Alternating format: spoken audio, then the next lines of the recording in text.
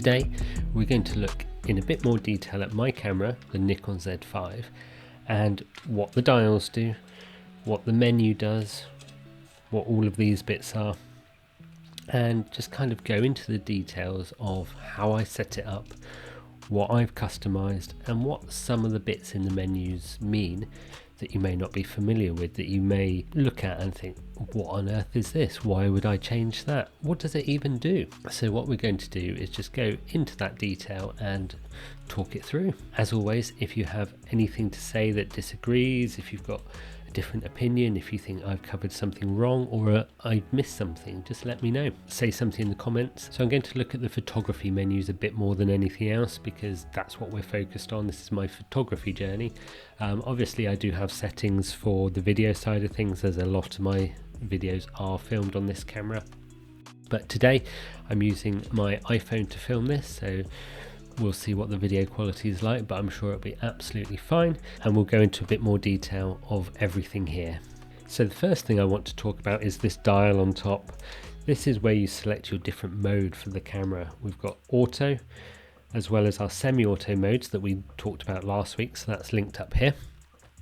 So that's your aperture priority, shutter priority, and programmed auto modes, and then you've got the M button for your fully manual mode. As well as that, you've got U1, U2 and U3, and these are your user settings. So this is where I've set things up for the way that I want to shoot it. So for example, user 1 I have set up for taking pictures of people, so it's using IAF to get a good focus on them, and it will have the aperture wide open to get as much light in as possible, create that nice shallow depth of field to get that nice blurred background. User 2 I use for landscape photography, so there's a single point of focus. The ISO is down at 100 and the aperture is set to f9, so that you've got a bigger depth of field, there's more in focus. And then user 3 I've got set up for taking pictures of the dog. It's using animal IAF. It's got a high shutter speed of 1/1600th of a second to capture her movement as she's running around. And then again, ISO of 100. I like to start there and then only increase that if I need to. So that's the modes on the dial at the top. There's various other buttons on here. There's lots that you can customize, which we'll talk about when we see those in the menu. On this side, you've got the lens release button. That's for taking off your lens and replacing it if you need to. And that just screws on like that, nice and straightforward. The more you hold your camera, the more you get used to what buttons are where, so my fingers automatically go to the autofocus button on the back and the shutter button on the front. I know that twisting the barrel of this lens changes the aperture. That's how I've got it set up, so that's the easiest way for me to do that.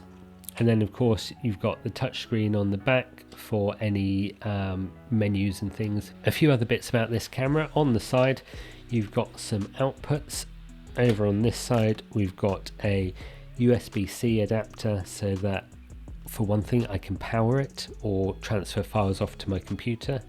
It's got an HDMI output, which is quite useful for recording what the camera can see through the viewfinder, so I'm going to use that when we start looking at the menu. That's how you'll be seeing those as well. And then it's got a port for a remote control as well. It's also got headphone out and microphone in, so that I could record this audio directly into the camera if I wanted to, but I record that separately. We'll talk about my recording setup another point, but for now you could do it into the camera, but I choose not to. And then on the other side is just your card slots. So this camera takes 2 SD cards.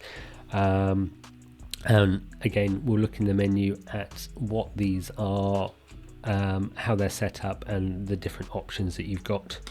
And then of course underneath you've got a battery. So something that I do, I've got some of my son's stickers, so that when I've got 2 batteries, sometimes they'll be charged, sometimes they won't be charged. In my battery case, if they're facing up with a sticker, I know that it's fully charged and ready to go. And when I've used that battery, I'll put it in upside down, no sticker, so that I know that's the one that needs charging. Just saves a few seconds of trying to choose which battery you need.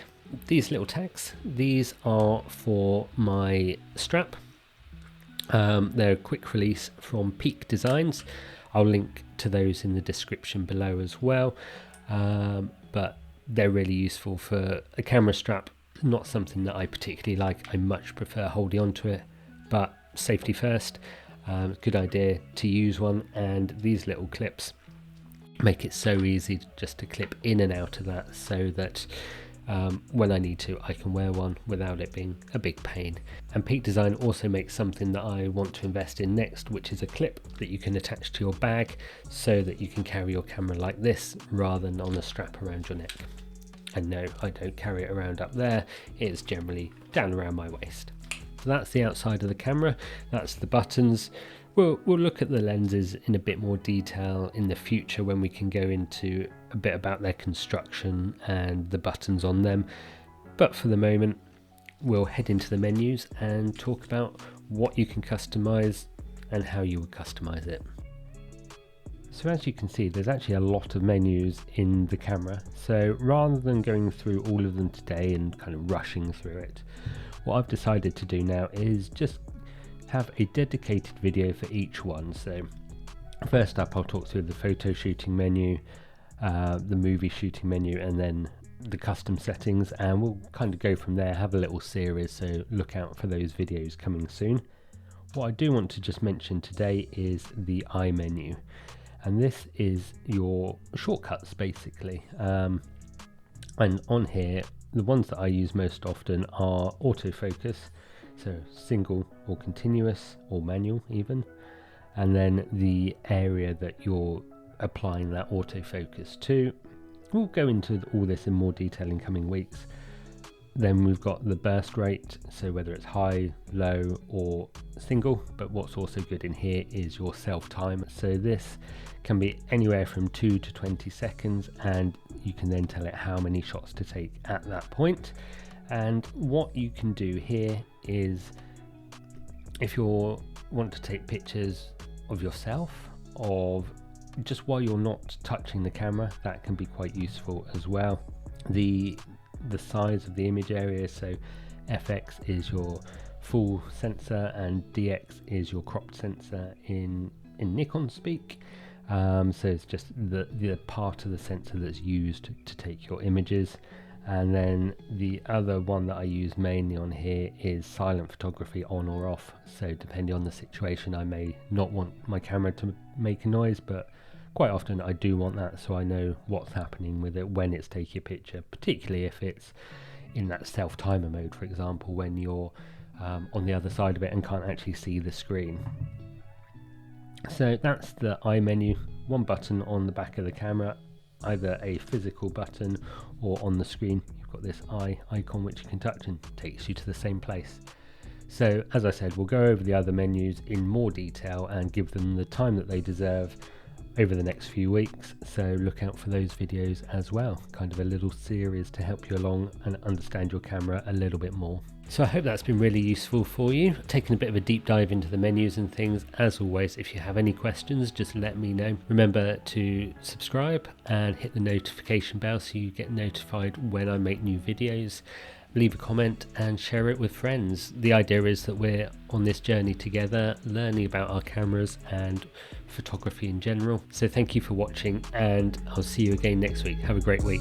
Bye.